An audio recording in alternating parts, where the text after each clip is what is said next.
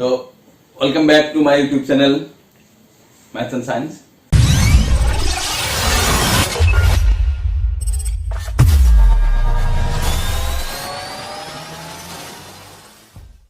আশা কৰোঁ মৰমৰ ছাত্ৰ ছাত্ৰীসকল ভালে আছা আৰু ক্লাছবিলাক চাই আছা। তো যোৱাকালিলৈকে আমি ত্ৰিকোণমিতিৰ 8.1 এক্সাৰসাইজ শেষ কৰিলো। সো আজি আমি কেইটামান বস্তু পঢ়িম, ভাল বস্তু। তোমালোকে আগত চোৱা যে কি পঢ়িম। তো তোমালোকে যে শিকিলা যে যিকোনো এটা সমকোণী ত্ৰিভুজত, ওকে, ধৰা এইটো এটা সমকোণী ত্ৰিভুজ, ওকে।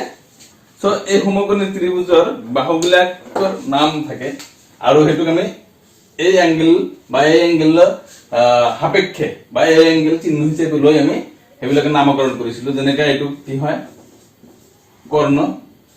এইটো যদি এই এংগেল হিচাপে লওঁ, এইটো কি হৈ যায়, লম্ব। আৰু এইটো কি, ভূমি। That means base, hypotenuse, perpendicular. Okay. So এতিয়া এটা বস্তু লক্ষ্য কৰা, ইয়াত আমি কি পাইছিলো, ধৰা সাইন। এটা एग्जांपल লওঁ, sine a is equal to কি পাইছিলো, bc বাই ac। এটো পাইছিলো। সো ইয়াত এটো এটা ৰেশিও হয়। এটো তোমালোকে কিছুমান প্ৰবলেম অলৰেডি কৰিছা, কিছুমান মানে বেলেগ বেলেগ প্ৰবলেমত কি এই সাইন a বা cos a বা tan এর বেলেগ বেলেগ ভ্যালু পাইছা, মান পাইছা বেলেগ বেলেগ। তার মানে এই ৰেশিওটোৰ বা এই অনুপাতটোৰ মান বেলেগ বেলেগ পাইছা। কিন্তু এটা বস্তু লক্ষ্য কৰা যে আমি যদি এহুৰুকে এটা ট্ৰায়াঙ্গেল বা ত্ৰিভুজ ড্ৰ কৰিছো, ওকে, আৰু এটা ডাঙৰকে যদি ড্ৰ কৰা,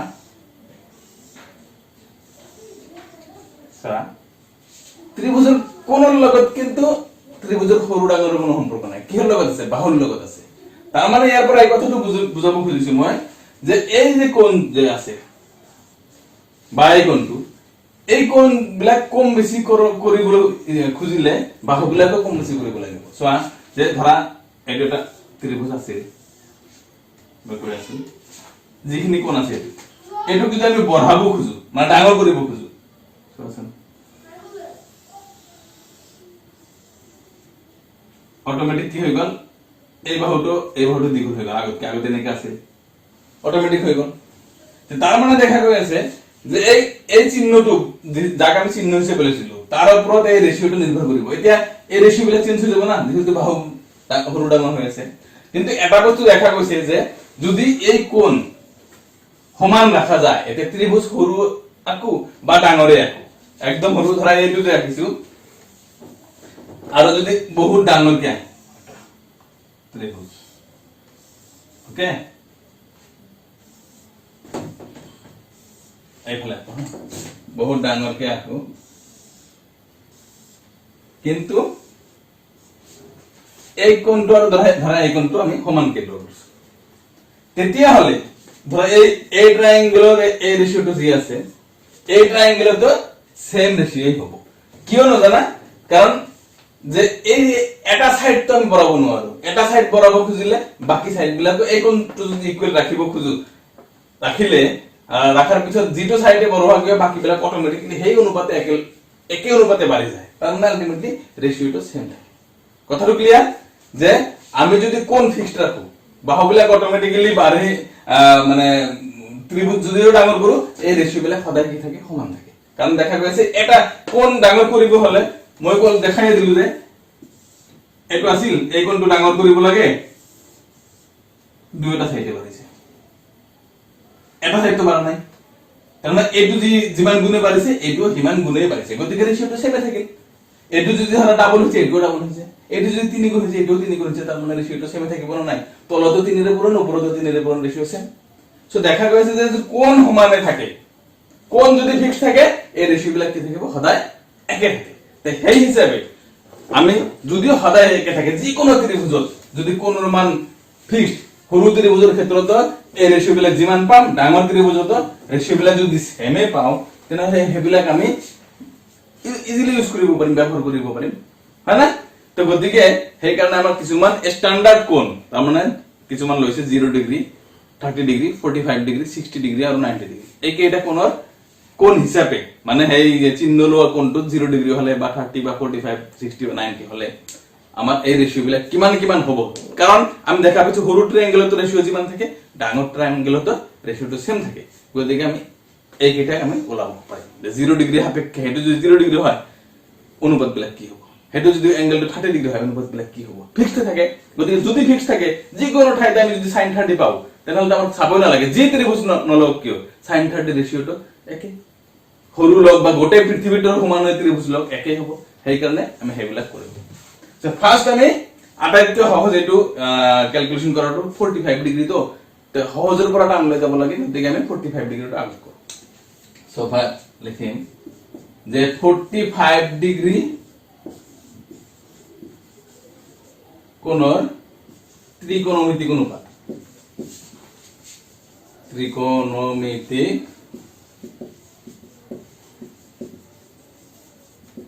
অনুপাত তাৰ মানে যেটো কোণ সাপেক্ষে ৰেশিও বিলাক লোৱা হয় সেই কোণটোৰ ভ্যালু যদি কি হয় 45 ডিগ্ৰী হয় তেতিয়া ৰেশিও বিলাক কি থাকে ফিক্সড থাকে সৰু হক ত্ৰিভুজ ডাঙৰ হক এইবাৰ এটা কথা কি যে আমি ৰেশিও বিলাক কেনেকৈ পাও ৰেশিও বিলাক एक्चुअली কি যে সমকোণী ত্ৰিভুজৰ বাহুবিলাকৰ ৰেশিও তো যদি সমকোণী ত্ৰিভুজৰ বাহুবিলাকৰ ৰেশিও হয় যে বাহুবিলাকৰ মান যদি আমাৰ জানা থাকে ৰেশিও বিলাক ওলাই যাব তো গতিকে আমি এই এটা 45 ডিগ্ৰী মানে আমাৰ যেটো চিহ্ন হিচাপে কোণ ল যেটো কোণ সাপেক্ষে এংগেল হিচাপে ল হে এংগেলটো কিমান ডিগ্ৰী হ'ব লাগে 45 ডিগ্ৰী আৰু বাহুবিলাক আমাৰ জানা থাকিব লাগে সো এতিয়া মই যদি যিকোনো এটা ট্ৰায়াঙ্গেল ল ভালকে মনোযোগ দিবা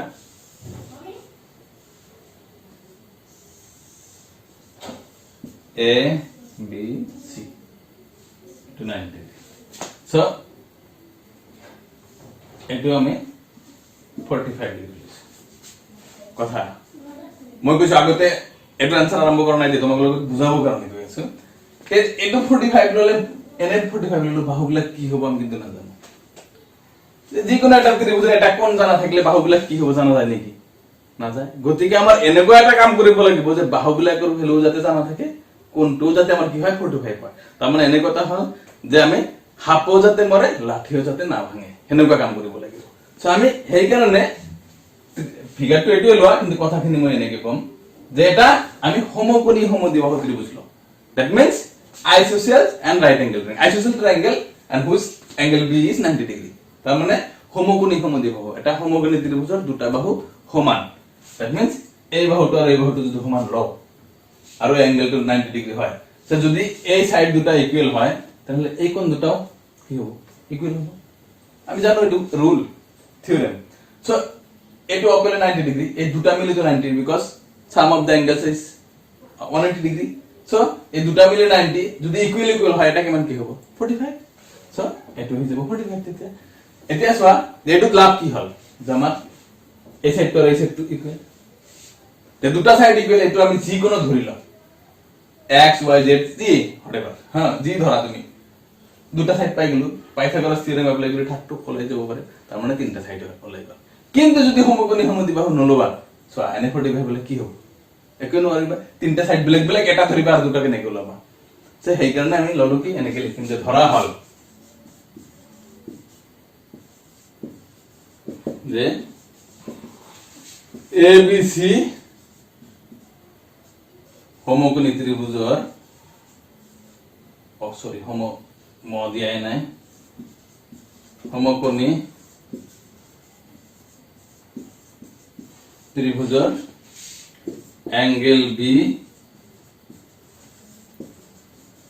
সমকোণ আৰু কোন দুটো সাইড ইকুয়াল লৈছো A B equal to what BC এই দুটা আমি ধৰি লৈছো কাৰণ সমকোণী সমদ্বিবাহু ত্ৰিভুজ লৈছো ঠিক আছে সো এতিয়া আমি ধৰিম বা এনেকৈ লিখিব পাৰা therefore angle A equal to angle C is equal to because এই সাইড দুটা ইকুয়াল গতিকে এই দুটা অ্যাঙ্গেল ইকুয়াল হ'ব আৰু যদি ইকুয়াল হয় কিমান ডিগ্ৰী হ'ব 45 ডিগ্ৰী হ'ব so 45 degree angle A 45 angle C ও 45 হ'ব তো এবাৰ আমি কি লম ধৰো AB equal BC equal x that means this is also x equal so x হবে so the Pythagoras উপপাদ্য মতে পাইথাগোৰাসৰ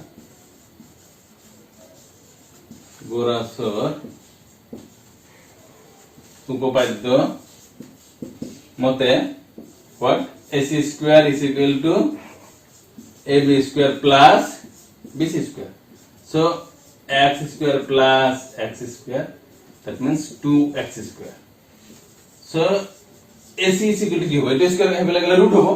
সো রুট 2 থাকিব x স্কয়ার আছে গতে কি হবে x. সো আমি a2 পাই গেল। এটু কি পাই গেল? Root 2 into x. তো ভালকে চাইবা যে আমার এই দুটা সাইড ইকুয়াল আছে x ধরি ধরিছো, তারপর আমি পাইথাগোরাসের থিওরেম অ্যাপ্লাই করি ac টা দুনিয়াকে ওলাই গল। তো যার কারণে আমি তিনটা সাইড পাই গেল। যদি তিনটা সাইডের ভ্যালু পাইছো, এটা রেশিও বেলা দি দিলে লাভ পারে আরামসে। সো এখানে লাগি স্ক্রিনশট করে উঠাই লওয়া। আজিকালি ডাইরেক্ট এটু বেশি নাহে, কিন্তু আমি যেতে স্টুডেন্ট আসলো তেতে কিন্তু এবিলা ডাইরেক্ট আইছে পরীক্ষা 3 মার্কস অফ কমার্স দিছিল যে 45 ডিগ্রি কোন ত্রিকোণমিতিক অনুপাত বেলা কলবা বা 60 ডিগ্রি বা 30 ডিগ্রি মানে কত দিছিল হয়ে গেল। সো এটা আমি ধুনিয়াকে রেশিও লিখলাম। বেশি পানি হইছে। সো এটা sin angle a কি হবে bc by ac perpendicular by hypotenuse. So sin angle that means কি sin angle এর ভ্যালু কি মান 45 ডিগ্রি, ac কি সরি bc x আর ac কি মান root 2 into x x cancel করে কি থাকিল 1 by root 2. So sin 45 এর ভ্যালু কি মান 1 by root 2. তার মানে যে কোনো ট্রায়াঙ্গেলতে হোক রাইট ট্রায়াঙ্গেলতে যদি sin 45 রেশিও লছে তার ভ্যালু কি মান হবে 1 by root 2.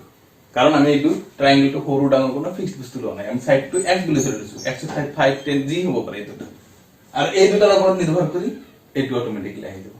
সো এই রেশিওটা আমি কি পাম 1 by root 2 পাম। সিমিলারলি cos গোটে কেটাতে ওলাই দিলে হল cos angle a is equal to কি হ'ব ভূমি বাই কর্ণ, that means base by hypotenuse ab by ac. So cos angle a that means 45 a2x by root x cancel a2 1 by root 2 এতে 10 এটা হল এটা হল হ্যাঁ বুঝানো যায় কারণে এরো মার্ক দিল হ্যাঁ এতে 10 angle a is equal to লম্ব by ভূমি, that means perpendicular by base. So bc by ab 10 45 x by x এটা তো ক্যান্সেল কিমান হবে 1 হয়ে গেল। Similarly cosec angle a cosec কি হবে sin এর উল্টাটো ac by bc হবে।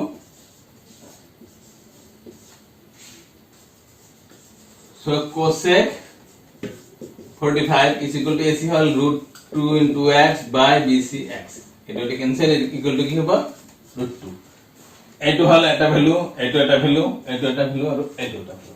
সো গতিকে তোমালোকে এইকেইটা লিখি লোৱা আৰু দুটা আছে মই লিখি দি আছো, এখানে স্ক্ৰিনশট কৰি লোৱা বা পাউজ মাৰি লিখি লোৱা। ওকে সো কি থাকিল cosec লৈকে গলো sec আৰু cot আছে। ওকে ইয়াতে মই দুটা ক্লিয়াৰ কৰো। sec angle sec হবে cos এর উল্টাটো, cos কি আছিল ভূমি বাই কর্ণ, that কর্ণ বাই ভূমি, that means hypotenuse by base ac by ab sec এটো কিমান degree 45 ac hall root 2 into x by ab x root 2 এটা হয়ে গেল sec। আর এটা অনলি আছে এটা এবার কি cot angle a cot কি base by hypotenuse তার মানে 10 এর উল্টা, so ab by bc so cot 45 is equal to ab হইছে x bc of x হয়ে গেল।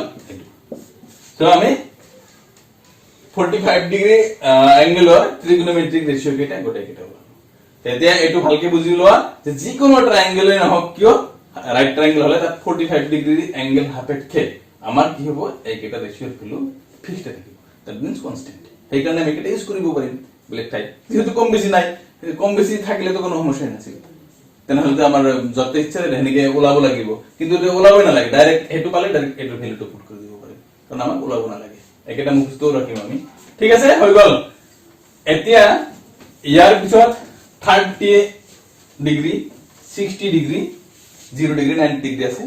চ' আমি 30 আৰু 60 একেলগে কৰা যায়, সেইটো চিন্তা কৰোঁ। এনেকে লিখিম যে 30 ডিগ্ৰী বা 60 টোৱে আগত লিখো, ইজি 60 ডিগ্ৰী আৰু 30 ডিগ্ৰী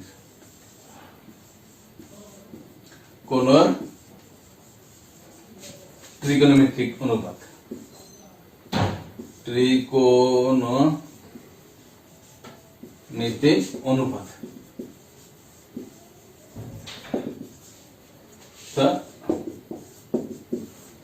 এইটো ওলাব লাগিব। এইবাৰ চোৱা,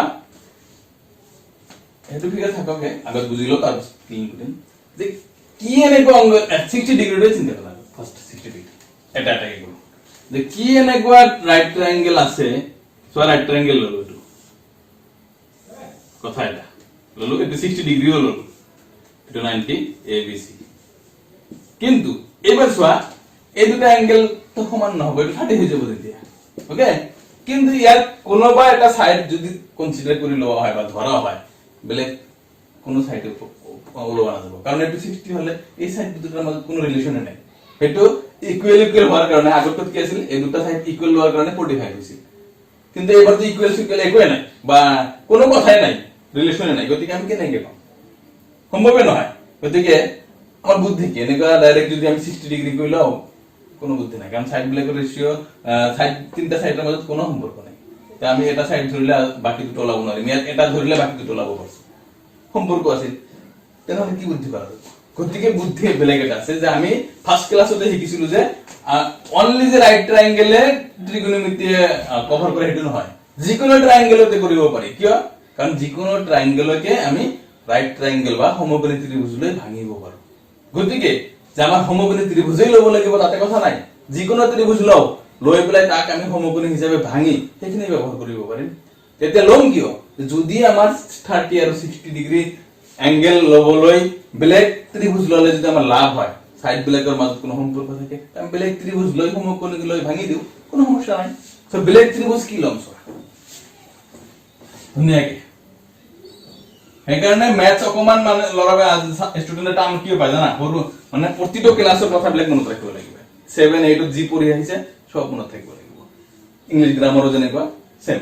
কিন্তু বেলেগ কোনোবা কোনোবা সাবজেক্টৰ আগৰ বিলাক মনত নাথাকিলে এইটো কৰি ভাল নম্বৰ পাব পাৰে, কিন্তু মেথছত গোটেইখিনি মনত থাকিব লাগে কাৰণে টান পায়।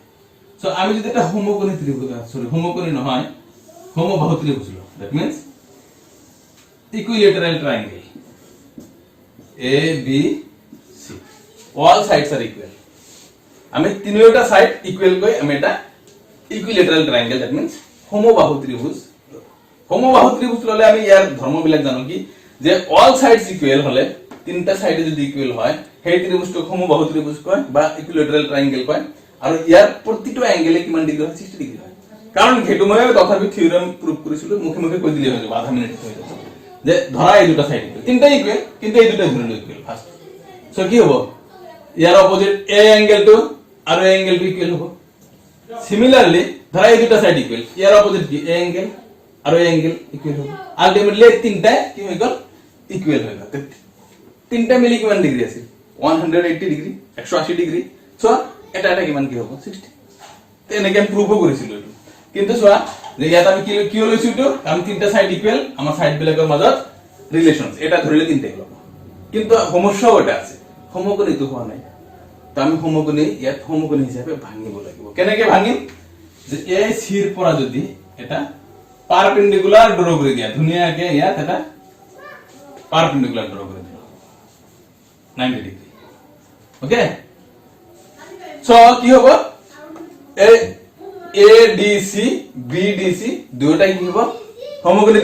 সো আমি কি কৰিলো, এইটো পাৰপেন্ডিকুলাৰ ড্ৰ কৰিলো। পাৰপেন্ডিকুলাৰ বা লম্ব ড্ৰ কৰিলে কি হয় চোৱা, যে তাতে থাকক, ইয়াত মই আকৌ বুজাই লওঁ, যেটা সমকোণী ত্ৰিভুজ হয় ABC লৈছো, এটা যদি এটা লম্ব আঁকা যায় কি হ'ব,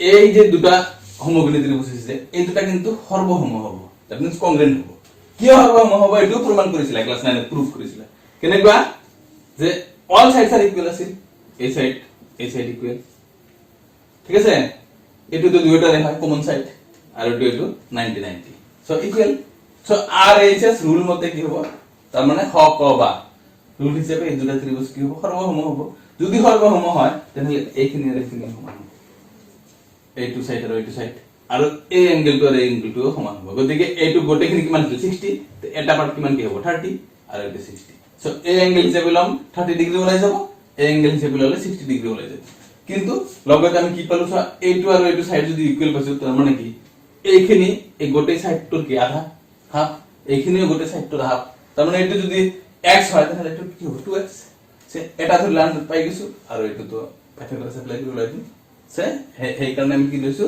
হোমোগেনি ত্ৰিভুজ কি হোমোবাহু ত্ৰিভুজ লোৱা হৈছে সো আমি এনেকে লিখিম এতিয়া যে ধৰা হল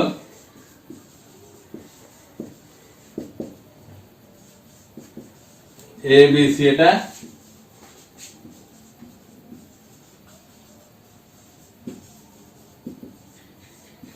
সমবাহু ত্রিভুজ ওকে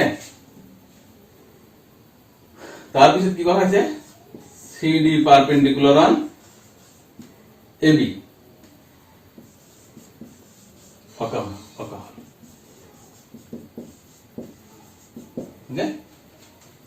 देयरफॉर কি হ'ব ट्रायंगल एडीसी कॉन्ग्रुएंट सिंबल की এনেকুৱা সৰ্বসম ट्रायंगल बीडीसी since এটু কিয় ट्रायंगल एबीसी সমবাহু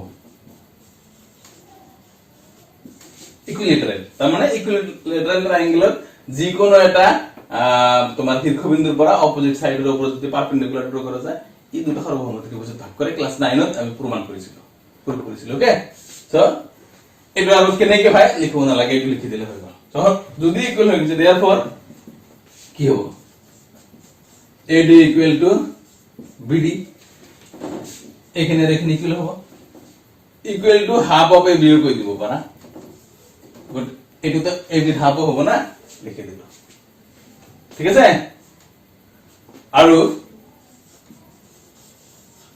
কি হ'ব angle ACD equal to angle BCD equal to 30 degree है ना since angle A equal to angle B equal angle C equal to 60 কথা ক্লিয়ার যে প্রতিটা অ্যাঙ্গেল কি আছে 60 ডিগ্রি কি আছে যার কারণে এইটো আর এইটো দুইটা 30 30 হয়ে গেল সো আমার যেখানে লাগে পাই গেল এতিয়া আমি পাইথাগোরাস মানে সাইড বিলাকৰ লেংথ ওলাই লব লাগে সাইড বিলাকৰ লেংথ ওলাই ললে হৈ গেল দিক তাৰ মানে ধৰো AD equal to x therefore AC by ABG লো AC equal to কি হ'ব twice x এটো হৈ যাব যদি AB equal to x AC equal to 2x তো পাইথাগোরাস উপপাদ্য মতে গোরাসর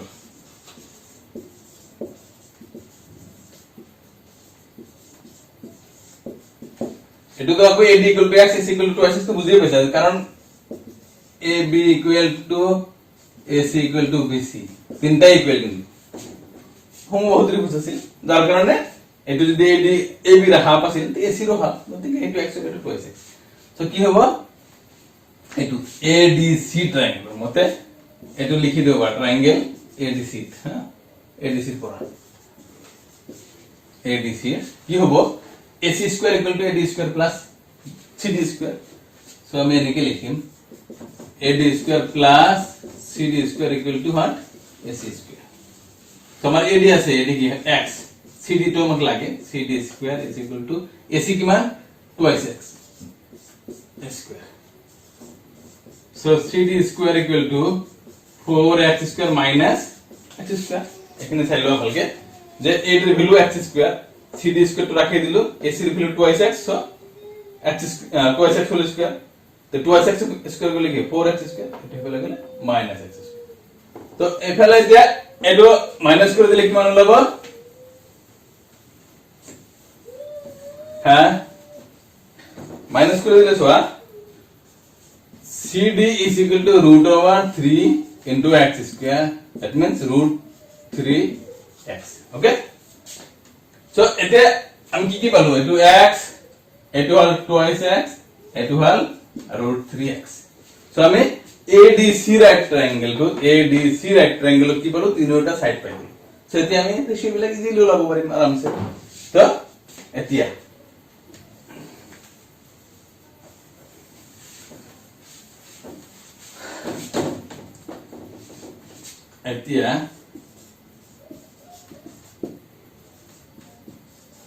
sign angle A, so A হিসাবে ললে কি হবে? a to 60 degree, so 60 degree value গুলো লব যেতিয়া a টু হিসাবে লম, দ্যাট মিন্স দিস এটি কি মান ডিগ্রি হবে 30, এটা আছে 60। সো যেতিয়া অ্যাঙ্গেল ACD হিসাবে লম তেতিয়া 30 ডিগ্রি কেটা লব, এই কারণে দুটোটা একই লাগে লওয়া হয়েছে 60 এবং 30। So ADC perpendicular by hypotenuse, that means CD by AC. So sin 60 is equal to CD root 3 into x by AC হচ্ছে 2x, cancel equal to root 3 by 2. So sin 60 value কি মান? root 3 by 2. এটা ওলাই গেল। এগুলা মুখস্থ রাখিব লাগিব। কার ভ্যালু কি মান? cos angle A কি হবে? AD by AC, that means ভূমি by Karna, AD by AC. So cos A value 60 degree, AD হচ্ছে তোমার x, AC হচ্ছে twice x. So cancel কি মান হল? half. cos 60 value half. Similarly tan angle A is equal to লম্ব by ভূমি, লম্ব that means CD by AD. So tan 60 is equal to CD হচ্ছে তোমার root 3x by AD হচ্ছে x. So x cancel কি হল? tan 60 value কি মান হবে? root 3. So আমার তিনটা ওলাই গল, বাকি থাকলে আরো তিনটা না ওলাই দি আছো। এতিয়া এখানে স্ক্রিনশট করে দেওয়া লাগলে হয়ে গল।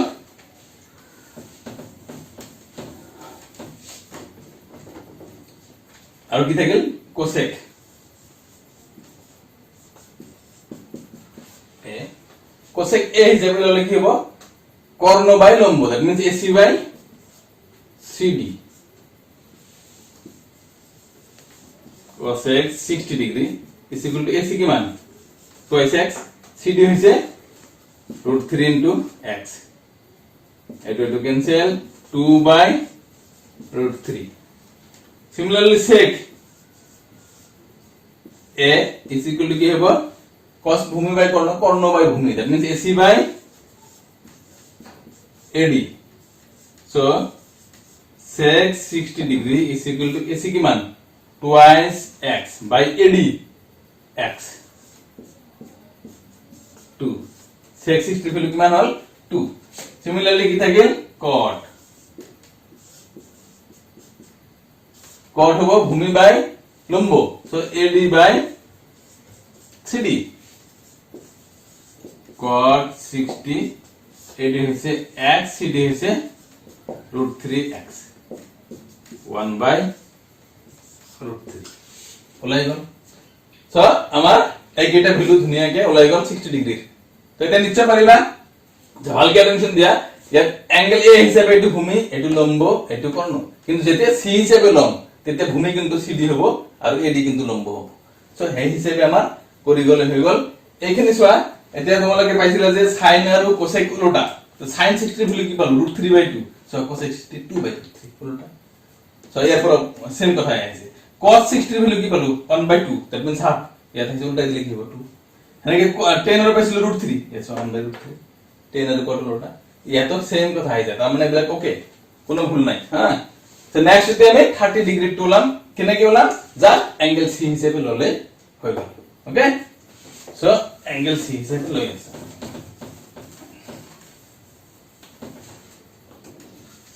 আকৌ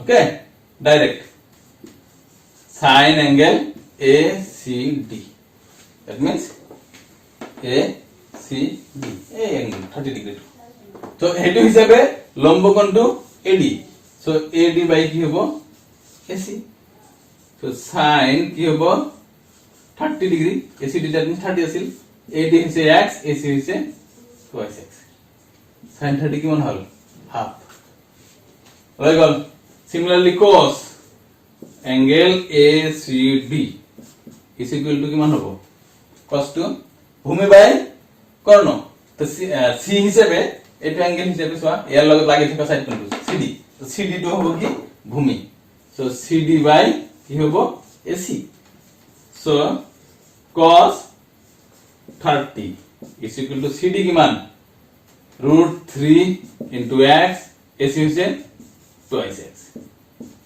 কি হ'ব √3 by 2 ওলাই আছে সো আকৌ 10 অ্যাঙ্গেল ACD গলো 10 হ'ব লম্ব বাই ভূমি সো এই C হিসাবে লম্ব হৈ আছে AD ভূমি হৈ আছে কি CD so AD by CD AD by CD so 10 30 is equal to ADX CD হইছে √3 into x 10 30 এর ভ্যালু কিমান 1 by √3 ওকে সিমিলারলি এতে cosec sin এর উল্টা 2 cosec angle ACD is equal to C হিসাবে এতে হলো sin এর উল্টা 2 করে দিলে হল AC by AD AC by AD so cosec 30 is equal to AC হচ্ছে twice x by AD হচ্ছে কিমান x so x x cancel কি থাকিল 2 so cosec 30 ভ্যালু কিমান পালো আমি 2 পালো আর অনলি দুটো আছে না এখানে করে লওয়া স্ক্রিনশট বা পজ মেরে লিখি লওয়া তো ওকে নেক্সট আছে তোমালোকৰ sec sec angle ACD is equal to sec হবে cos এর উল্টা কর্ণ বাই ভূমি সো এটু হিসাবে কর্ণ তো AC ভূমি হয় CD so AC by CD AC by CD sec 30 AC হচ্ছে twice x by CD হচ্ছে √3x so 2 by √3 okay sec এর পিছত কি থাকিল cot cot ACD আছে so cot ACD কি ভূমি বাই লম্ব so C হিসাবে ভূমি কোণটো CD বেস তার মানে লম্ব perpendicular hall AD so cot 30 degree is equal to CD hall √3x by AD হইছে x cot 30 হইছে √3 so আমার গোটে কেটা ওলাই গল ধুনিয়াকে তো 60 ডিগ্রি আর 30 ডিগ্রি ভ্যালু আমি ধুনিয়াকে ওলাই দিলো ন সো তোমালোকৰ 30 ডিগ্ৰি 45 আৰু 60 তিনটা ধুনিয়াকে ওলাই গল ধুনিয়াকে লিখিলো তোমালোকে অসুবিধা নাই সো আৰু 0 ডিগ্রি 90 ডিগ্রি একেবারে ইজি হেতু নেক্সট ক্লাছত 2 মিনিটত দেখাই দিম লিখিবও না লাগে হেতু এনে বুজি পাবা দেখাই দি প্লাই এক্সারসাইজ স্টার্ট কৰিম হেতু 5 মিনিটত দেখাই দিম সো আজিলৈকে এইখিনিয়ে যদি তোমালোকৰ ভাল লাগিছে তো চেনেলটো সাবস্ক্ৰাইব কৰা আৰু বন্ধুবৰ্গলৈ শেয়াৰ কৰিবলৈ নাপাহৰিবা গুড বাই